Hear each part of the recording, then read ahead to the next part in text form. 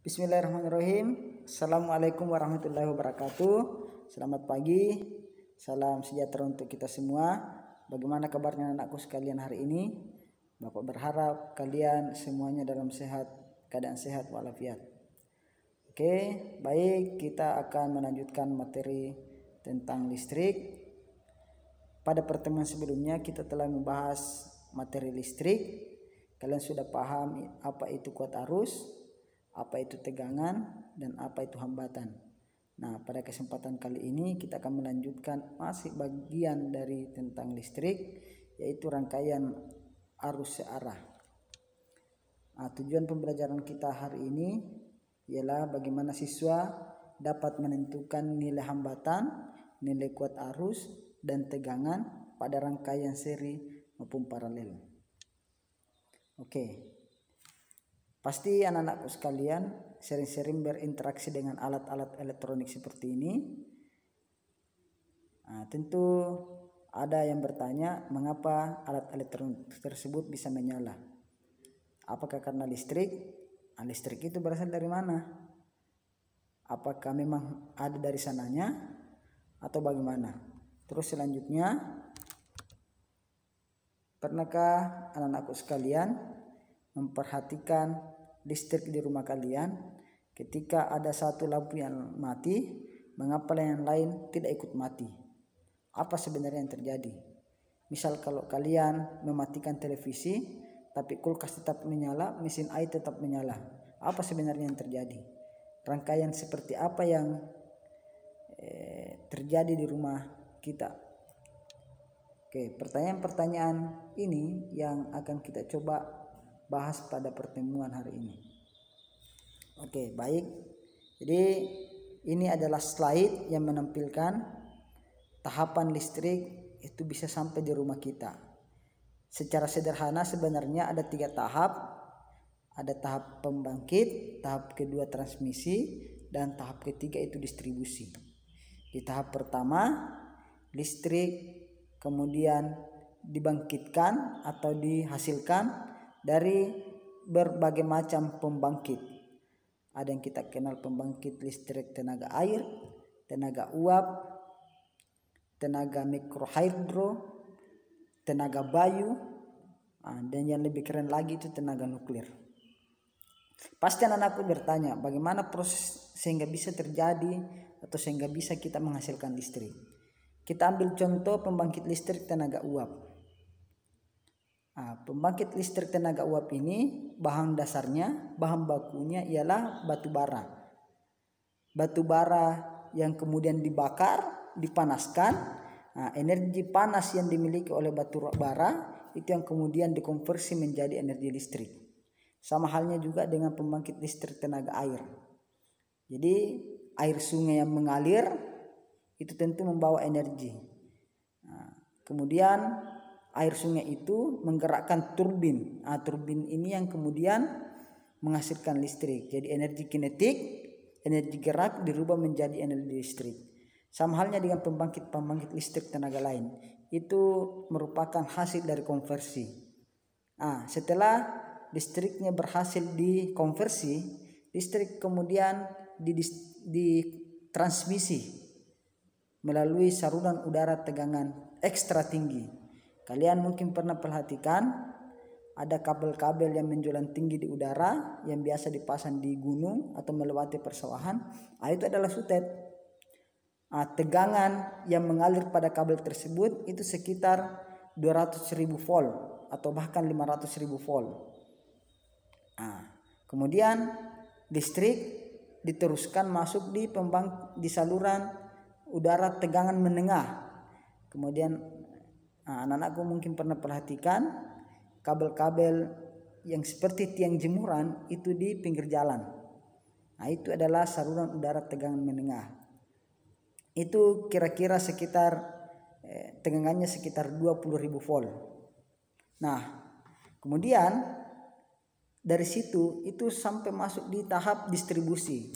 Listrik kemudian distribusi masuk di perusahaan, masuk di industri, masuk di rumah-rumah, bahkan sekolah.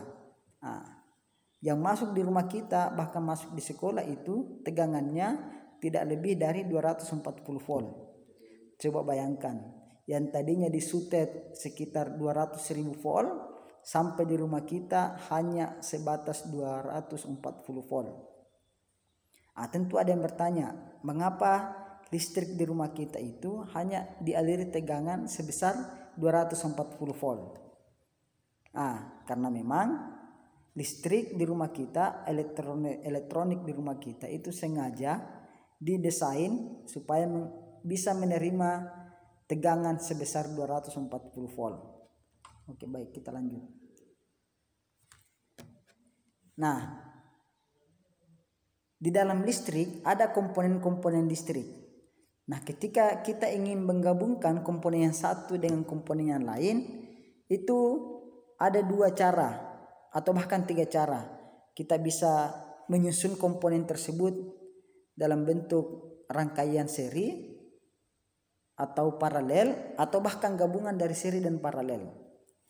Oke, baik, kita akan mempelajari perbedaan rangkaian seri dan paralel. Ini adalah gambar rangkaian seri. Rangkaian seri ialah rangkaian yang komponen-komponennya itu disusun secara berurutan ke dalam satu jalur dengan sumber tegangan atau baterai. Makanya pada rangkaian seri ini kelemahannya, ketika ada satu lampu yang mati, maka lampu yang lain ikut mati. Karena kenapa? Itu berada dalam satu rangkaian, berada dalam satu garis kabel. Berbeda dengan rangkaian paralel. Rangkaian paralel ini rangkaian yang komponen-komponennya itu disusun secara bercabang, sehingga setiap komponen tersebut mendapatkan listrik langsung dari sumbernya. Makanya jangan heran pada rangkaian paralel ini, ketika ada satu lampu yang mati, yang lain tidak ikut mati. Karena kenapa? Ya itu tadi, karena dia bercabang, masing-masing komponen tersebut atau lampu tersebut mendapatkan listrik langsung dari sumbernya.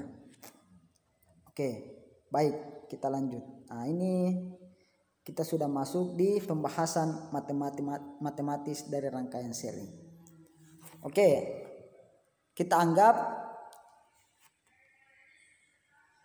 ini adalah baterai. Oke, kita anggap ada sebuah sumber tegangan yang menghasilkan arus kemudian keluar, ini I, kemudian masuk di R1, kemudian di R2, masuk di R3 dan kembali ke sumber tegangan. Nah, pada rangkaian seri ini itu identik dengan rangkaian pembagi tegangan. Rangkaian pembagi tegangan. Jadi misal tegangan dihasilkan dari sumber listrik sebesar 120 volt, maka itu akan terbagi masuk di R1, di R2 maupun di R3. Kemudian rangkaian seri juga itu identik dengan rangkaian yang kuat arusnya semua sama. Jadi kuat arus yang masuk di R1, kuat arus yang masuk di R2, dan kuat arus yang masuk di R3 itu semua sama. Makanya I total sama dengan I1 sama dengan I2 sama dengan I3. Jadi perlu kalian ingat bahwa rangkaian seri itu identik dengan rangkaian pembagi tegangan. Kemudian rangkaian seri juga identik dengan rangkaian yang seluruh komponen listriknya itu kuat arusnya sama. Kemudian untuk mendapatkan resistor penggantinya atau resistor gabungannya, maka rumusnya R total sama dengan R1, R2 dan R3. Kalau kita ingin mencari I total yang masuk di rangkaian tersebut, maka cukup kita gunakan rumus I total sama dengan V total dibagi R total. Rangkaian paralel. Berbeda tadi dengan rangkaian seri. Rangkaian paralel itu identik dengan rangkaian pembagi arus. Jadi ketika sumber tegangan tersebut menghasilkan arus kemudian akan terbagi masuk di R1, masuk di R2 dan masuk di R3. Besarnya tergantung masing-masing hambatan. Kemudian rangkaian paralel juga identik dengan rangkaian yang menghasilkan seluruh komponen tersebut tegangannya sama.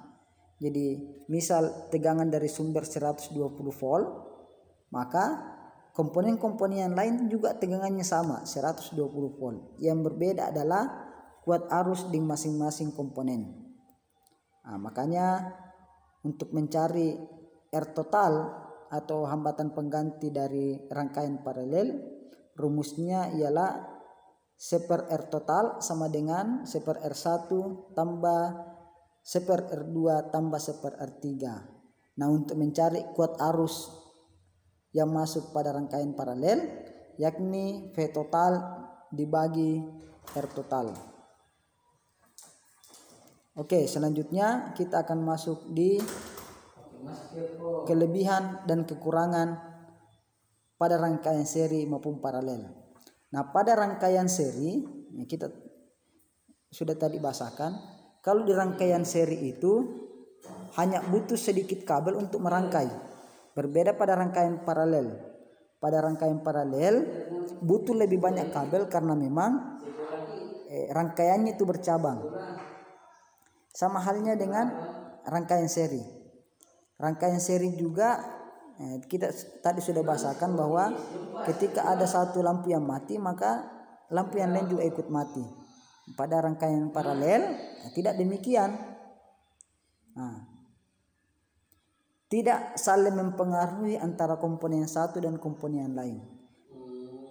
Selanjutnya kelebihan dan kekurangan rangkaian seri dan paralel ialah kalau pada rangkaian seri kuat arus yang dihasilkan itu cenderung lebih kecil karena hambatan penggantinya itu besar. Nanti perbedaannya ini kalian bisa dapatkan nanti di pembahasan contoh-contoh soal. Rangkaian paralel tidak demikian. Pada rangkaian paralel mengapa bisa menghasilkan cahaya yang lebih terang, itu karena kuat arus yang dihasilkan itu lebih besar ketimbang hambatan penggantinya. Nah, ini tergantung hambatan penggantinya. Kalau di rangkaian seri hambatan penggantinya itu besar sehingga menghasilkan kuat arus kecil. Berbeda pada rangkaian paralel hambatan penggantinya kecil sehingga bisa menghasilkan kuat arus yang besar. Kemudian pada rangkaian seri nyala lampu yang satu dengan yang lain tidak sama terangnya atau bahkan lebih redup.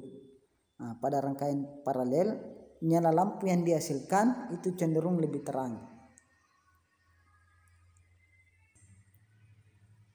Oke, baik, kita sudah masuk di contoh soal. Diberikan sebuah rangkaian listrik seperti gambar berikut. Nah, kalau saya lihat gambarnya ini, anak-anakku sebelum pasti juga lihat rangkaiannya ini adalah gabungan dari rangkaian seri dan paralel. Nah, pertanyaannya ialah hambatan totalnya berapa, kuat arusnya berapa, dan kuat arus yang masuk atau yang melalui pada R4. Oke, mari kita selesaikan. Oke, hambatan pengganti. Karena rangkaiannya ini berasal dari rangkaian seri dan paralel gabungan, maka kita harus mencari satu-satu dulu. Nanti kita akan gabung. Kita mencari dulu R total dari rangkaian paralelnya. Kita gunakan R total pada rangkaian paralel. Seperti ini rumusnya. Kita ganti masuk angkanya. R1 itu 20 ohm, R2 itu 30 ohm, dan R3 itu 60 ohm. Sehingga menghasilkan R total pada rangkaian paralelnya itu sebesar 10 ohm. Nah, kemudian karena hambatan pengganti pada rangkaian paralel tadi setelah digabung menghasilkan rangkaian seri pada rangkaian 4 R4. Karena rangkaian seri, maka kita cukup mengambil rumus dari rangkaian seri. Kita cukup menambah R4, nilainya R4 itu 10 dan R gabungan tadi pada rangkaian paralel itu 10, maka R total dari seluruh rangkaian ini ialah 20 ohm. Maka kita sudah bisa menyelesaikan pertanyaan B, yakni kuat arus total. Tinggal mengambil hukum ohm, rumus hukum ohm, I sama dengan V dibagi R sama dengan V tegangan totalnya tadi 24, kemudian dibagi 20 R totalnya menghasilkan kuat arus sebesar 1,2 ampere. Kemudian kuat arus yang melalui R4. Nah, karena R4 ini jenis rangkaiannya rangkaian seri, maka mungkin masih ingat rangkaian seri itu rangkaian yang kuat arusnya sama. Maka ketika arus totalnya pada rangkaian ini 1,2 ampere, maka yang mengalir pada R4 juga sama 1,2 ampere karena rangkaiannya rangkaian seri pada R4.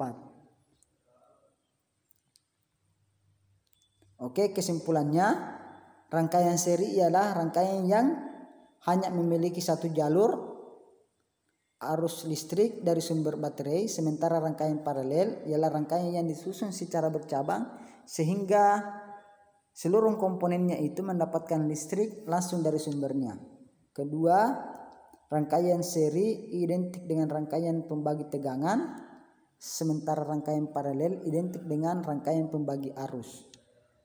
Kemudian selanjutnya, rangkaian paralel memiliki nyala lampu cenderung lebih terang, sementara rangkaian seri memiliki nyala lampu cenderung redup. Sekira demikian pertemuan kita hari ini. Minta maaf kalau ada salah-salah atau banyak yang kurang.